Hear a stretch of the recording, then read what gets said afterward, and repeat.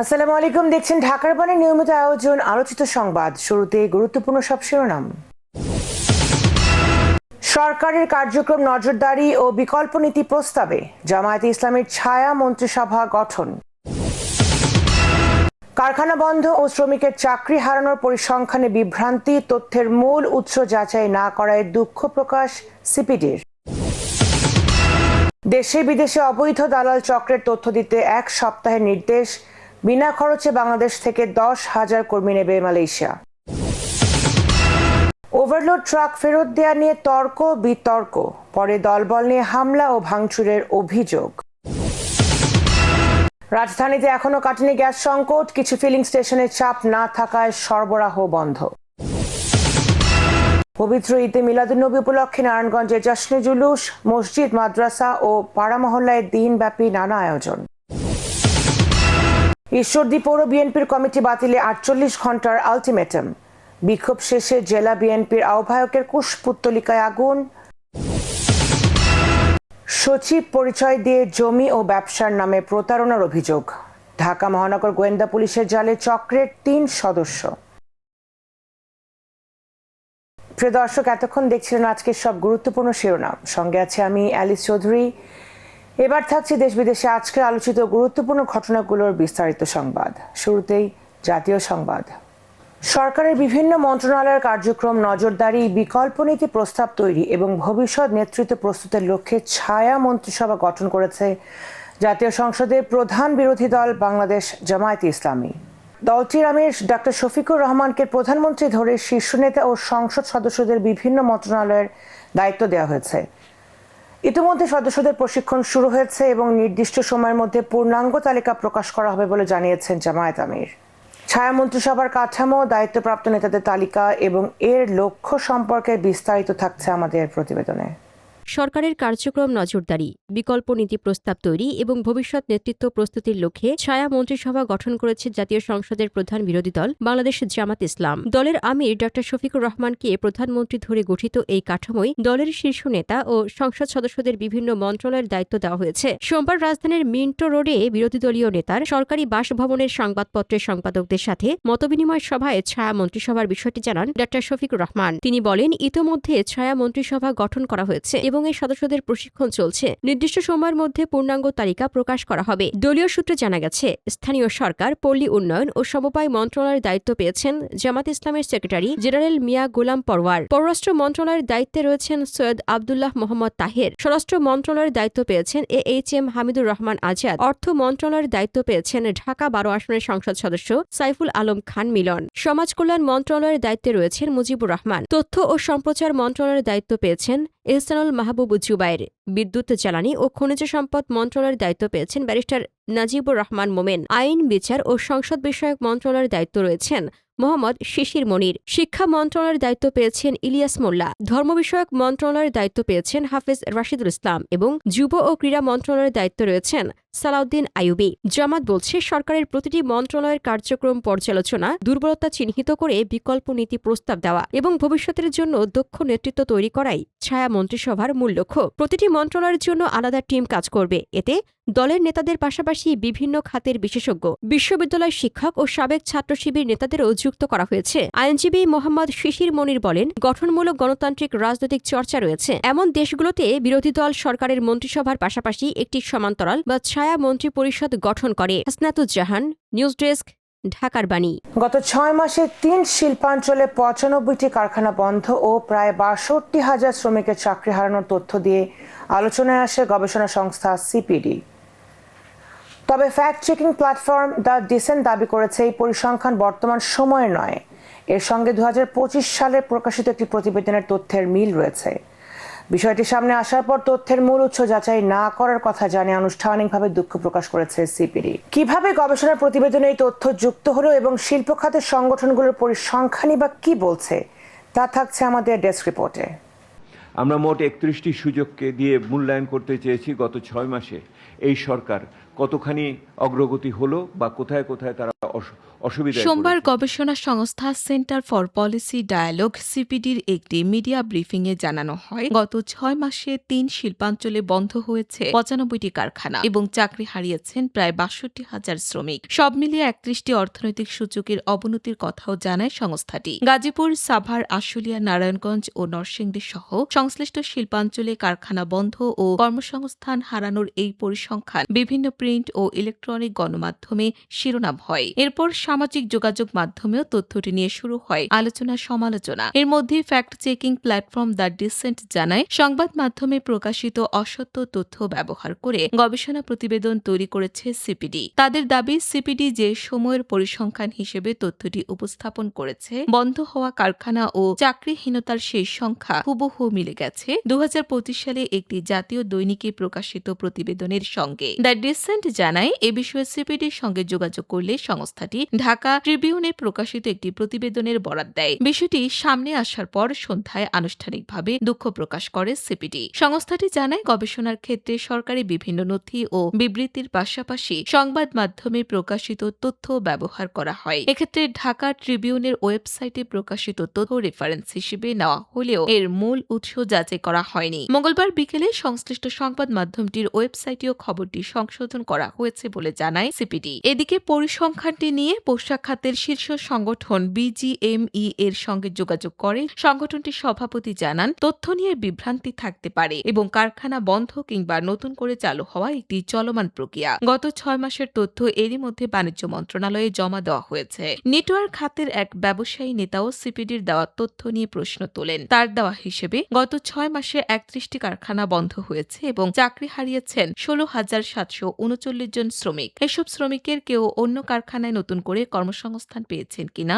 সেই তথ্য সংগ্রহ করা হচ্ছে বলে জানান তিনি। তার ভাষ্য অনুযায়ী, গ্যাস ও ব্যাংকিং সমস্যার কারণে গত 6 মাসে অনেক কারখানা সংকটে পড়েছে এবং কিছু প্রতিষ্ঠান বন্ধ হওয়ার উপক্রম হয়েছে। তবে 95টি কারখানা বন্ধ হওয়ার তথ্য নিয়ে তিনি সংশয় প্রকাশ করেন। সাধারণত গবেষণা প্রতিষ্ঠানের প্রকাশিত প্রতিবেদনের তথ্যের ভিত্তিতেই সংবাদ তৈরি করে গণমাধ্যম, যা পরবর্তী সময়ে দ্য ডিসেন্টের প্রতিবেদনে উল্লেখ করা হয়। ফাতিমা ইসলাম, নিউজ ডেস্ক, ঢাকার বাণী। দেশে ও বিদেশে সক্রিয় অবৈধ দালাল চক্রের তথ্য 1 সপ্তাহের মধ্যে প্রবাসী কল্যাণ ও বৈদেশিক কর্মসংস্থান মন্ত্রণালয়ে পাঠাতে পুলিশ বিভাগকে নির্দেশ দিয়েছেন মন্ত্রী আরিফুল হক চৌধুরী। একই সঙ্গে সমুদ্রপথে অবৈধভাবে বিদেশ যাত্রা ঠেকাতে জড়িতদের আইনের আওতায় আনার নির্দেশনা দিয়েছেন তিনি। মন্ত্রী জানিয়েছেন, বিনা খরচে বাংলাদেশ থেকে 10,000 কর্মী নেবে মালয়েশিয়া সরকার। নিরাপদ অভিবাসন নিশ্চিত করা এবং বৈধ পথে বিদেশে কর্মসংস্থান বাড়াতে সরকারের পরিকল্পনা নিয়ে থাকছে প্রতিবেদন। এখানে মধ্যস্বত্বভোগীদের আর আসার কোনো সুযোগ নেই। দ্বিতীয়ত হচ্ছে, আপনারা যেখানে মালয়েশিয়া সহ বিভিন্ন জায়গায় নানান ধরনের দেশে ও বিদেশে থাকা অবৈধ দালাল চক্রের তথ্য 1 সপ্তাহের মধ্যে প্রবাসী কল্যাণ ও বৈদেশিক কর্মসংস্থান মন্ত্রণালয়ে পাঠাতে পুলিশ বিভাগকে নির্দেশ দিয়েছেন মন্ত্রী আরিফুল হক চৌধুরী। মঙ্গলবার সন্ধ্যায় জেলা প্রশাসকের কার্যালয়ে অনুষ্ঠিত নিরাপদ অভিবাসন ও অবৈধ পথে বিদেশ ভ্রমণ প্রতিরোধ বিষয়ক মতবিনিময় সভায় এই নির্দেশ দেন তিনি। এ সময় অবৈধভাবে সমুদ্রপথে বিদেশ যাওয়ার প্রবণতা বন্ধে সংশ্লিষ্ট দালাল ও জড়িত ব্যক্তিদের আইনের আওতায় নিয়ে আসার নির্দেশনাও দেন মন্ত্রী। মতবিনিময় সভায় মন্ত্রী জানান, বাংলাদেশ থেকে 10,000 কর্মী উপহার হিসেবে নেবে মালয়েশিয়া সরকার। এসব কর্মীর মালয়েশিয়া যেতে কোনো অর্থ খরচ হবে না বলে জানান তিনি। এছাড়া সরকারের নির্বাচনী প্রতিশ্রুতির অংশ হিসেবে আগামী 5 বছরে বৈধ পথে প্রায় 1 কোটি মানুষের বিদেশি কর্মসংস্থানের সুযোগ তৈরির পরিকল্পনার কথা জানান মন্ত্রী আরিফুল হক চৌধুরী। অবৈধ অভিবাসন ও দালাল নির্ভর বিদেশ যাত্রা প্রতিরোধের পাশাপাশি নিরাপদ ও বৈধ অভিবাসনের সুযোগ সম্প্রসারণের ওপর গুরুত্ব দেওয়া হয় মতবিনিময় সভায়। কাজী সাইমা, নিউজ ডেস্ক, ঢাকা বাণী। নির্ধারিত সড়কে ওভারলোড ট্রাক চলাচল ঠেকাতে চালান ও কাগজপত্র যাতায়াতের সময় এক চালকের সঙ্গে দায়িত্ব থাকা ব্যক্তিদের তর্ক বিতর্কের অভিযোগ উঠেছে। সংশ্লিষ্টদের ভাষ্য, নির্ধারিত পথ ব্যবহার করতে বলার পর চালক গাড়ি পাশে রেখে ফোনে লোকজন ডাকেন। প্রথম দফায় কোনো মারামারি না হলেও পরে আরও লোকজন এসে হামলা ও ভাঙচুর চালায় বলে অভিযোগ করা হয়েছে। কাগজপত্র যাচাই থেকে বিরোধের সূত্রপাত এবং পরবর্তী ঘটনার বর্ণনা থাকছে আমাদের ডেস্ক রিপোর্টে।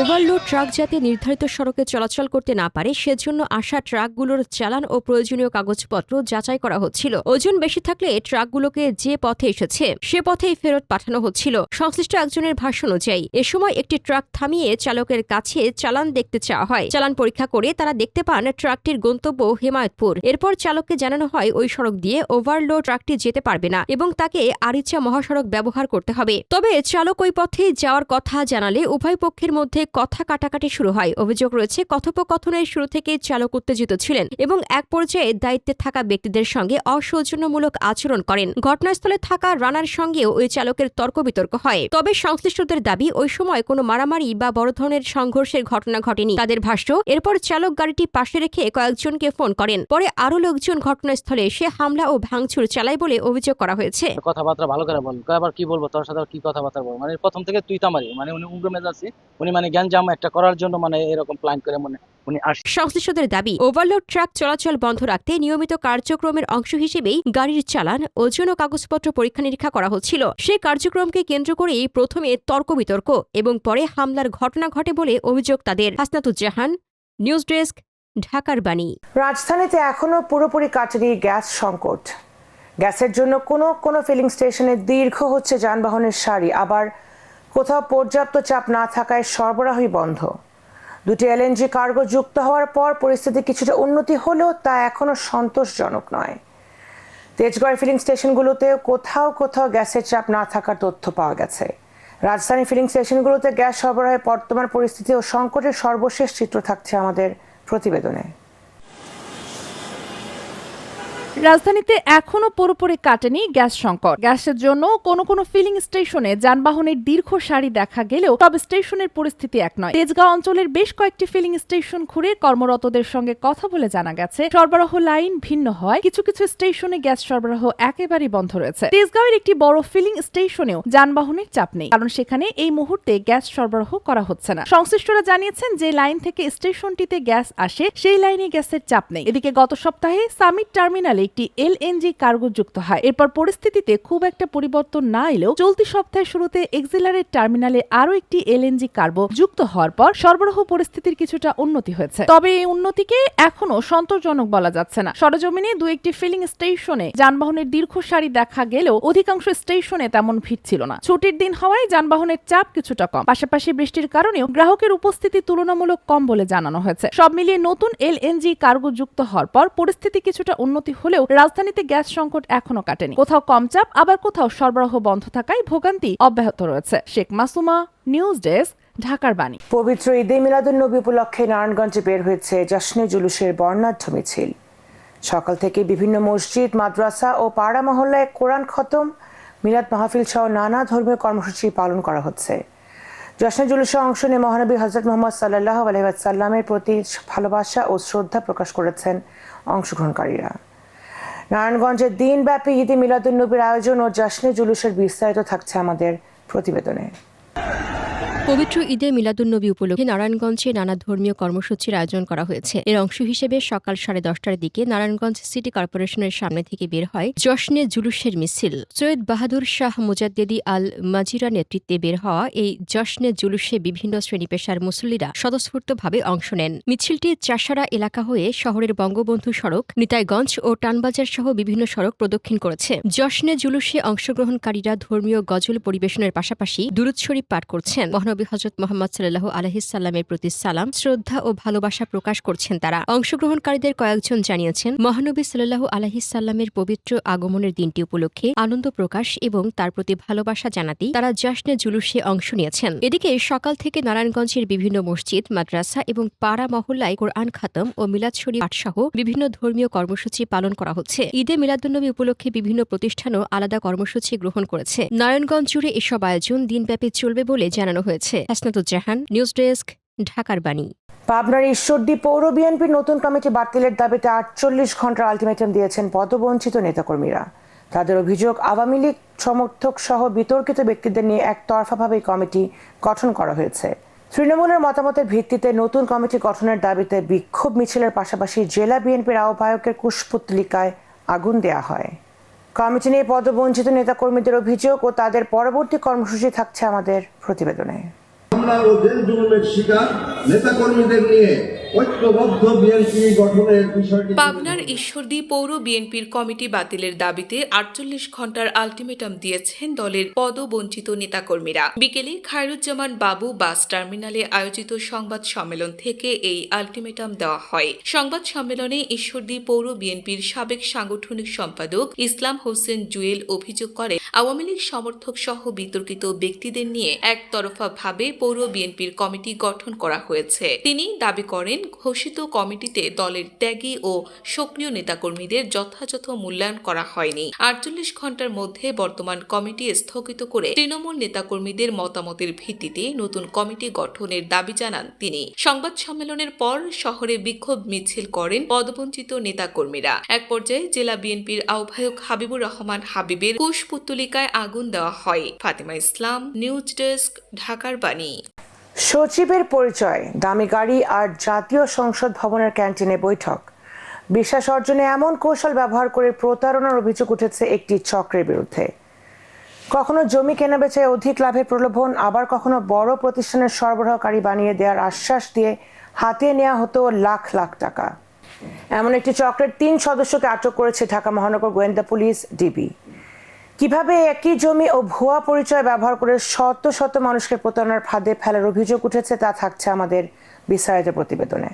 সচিবের পরিচয়, দামি গাড়ি আর বৈঠকের স্থান জাতীয় সংসদ ভবনের ক্যান্টিন, সব মিলিয়ে বিশ্বাসযোগ্যতা তৈরির আয়োজন, আর এর আড়ালেই চলছিল প্রতারণার ফাঁদ। এমনটাই বলছে ঢাকা মহানগর গোয়েন্দা পুলিশ। সোমবার সকালে ময়মনসিংহের গফরগাঁও থেকে ঢাকায় আসেন 2 ব্যবসায়ী। উদ্দেশ্য ছিল কথিত এক সচিবের সঙ্গে ব্যবসায়িক বৈঠক। বৈঠক হওয়ার ঠিক আগ মুহূর্তেই সেখানে অভিযান চালায় ঢাকা মহানগর গোয়েন্দা পুলিশ ডিবি। আকস্মিক অভিযানে প্রথমে আতঙ্কিত হয়ে পড়েন 2 ব্যবসায়ী। পরে ডিবির তদন্তে তারা জানতে পারেন, যাকে সচিব হিসেবে বিশ্বাস করেছিলেন তিনি আসলে সচিব নন। ডিবির ভাষ্য অনুযায়ী তিনি একটি প্রতারক চক্রের সদস্য। ভুক্তভোগী ব্যবসায়ীদের একজন জানান, একটি প্রতিষ্ঠানের ৭১,৪০,০০০ টাকার ফার্নিচার সরবরাহের অর্ডার পাইয়ে দেওয়ার কথা বলে প্রায় 1 মাস ধরে তাদের সঙ্গে আলোচনা চালানো হচ্ছিল। বলছে এই ফার্নিচার এই মানে অর্ডার দিবে ৭১,৪০,০০০ টাকা করে, 1 মাস যাবত এরকম আলোচনা চলতেছে। ডিবি বলছে, আটক ব্যক্তিদের একজন নিজেকে সচিব হিসেবে পরিচয় দিতেন। টার্গেট ঠিক করার পর বিশ্বাস অর্জনের জন্য জাতীয় সংসদ ভবনের ক্যান্টিনে বৈঠকে ডাকতেন। এই কাজে তাকে আরো কয়েকজন সহযোগিতা করতেন। প্রস্তাব পায় উনি রাজি হয়ে যান। তার সিস্টেমে এটা তারা এইভাবেই প্রতারিত করে মোফাজ্জল দেওয়া ওনার সাথে একটা ব্যানার রেজিস্ট্রি করে তারা এটা নগদ অ্যামাউন্ট ওনার কাছে রেজিস্ট্রি পাবো টাকাটা জমা দেওয়ার পরেই মোটামুটি ওই সময় তাদের প্রতারণাটা শুরু। তদন্ত সংশ্লিষ্টদের ভাষ্য, জমি কেনাবেচাও ছিল চক্রটির প্রতারণার অন্যতম কৌশল। একই জমি একাধিক ব্যক্তির কাছে বায়না করে পরে আরো বেশি দামে সেটি কিনে নেওয়ার প্রলোভন দেখানো হতো। অধিক লাভের আশায় ভুক্তভোগীরা বায়নার টাকা দেওয়ার পরই শুরু হতো প্রতারণা, এমন অভিযোগ পেয়েছে ডিবি। এক ভুক্তভোগীর অভিযোগ, জমি কেনাবেচার কথা বলে তার কাছ থেকে ৪০ লাখ টাকা নেওয়া হয়েছে। 1 বছর 3 মাস ধরে সংশ্লিষ্ট ব্যক্তিদের খুঁজেও না পেয়ে পরে মামলা করেন তিনি। টাকা নিচ্ছে আমার কাছ থেকে জমি বেচা কেনার কথা বলে। আমি 1 বছর 3 মাস ধরে ঘুরতেছি, ওদের পাচ্ছি না। আমি মামলা করছি, মামলা করার পরে মামলা ডিবিতে আসছে। আরেক ভুক্তভোগী জানান, ৩৪% জমির দাম ১,৭০,০০,০০০ টাকা উল্লেখ করে তার কাছ থেকে ২০ লাখ টাকা বায়না নেওয়া হয়েছিল। আমি সচিবের কাছে বিক্রি করে দেব। তো আমার কথা হচ্ছে, যেহেতু সচিবের কাছে আরো আমরা ৪০-৫০ লাখ টাকা বিক্রি করে দেবে, এই ধরনের একটা প্রলোভন দেখাইছে।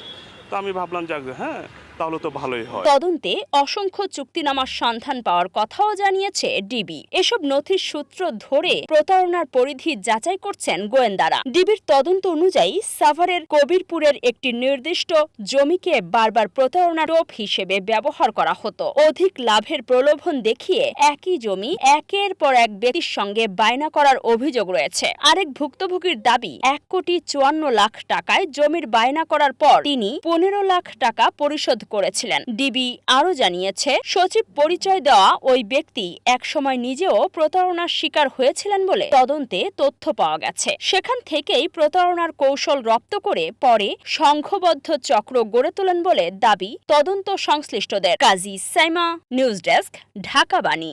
প্রিয় দর্শক, এই ছিল আজকে আলোচিত সংবাদ। সঙ্গে ছিলাম আমি অ্যালিস চৌধুরী।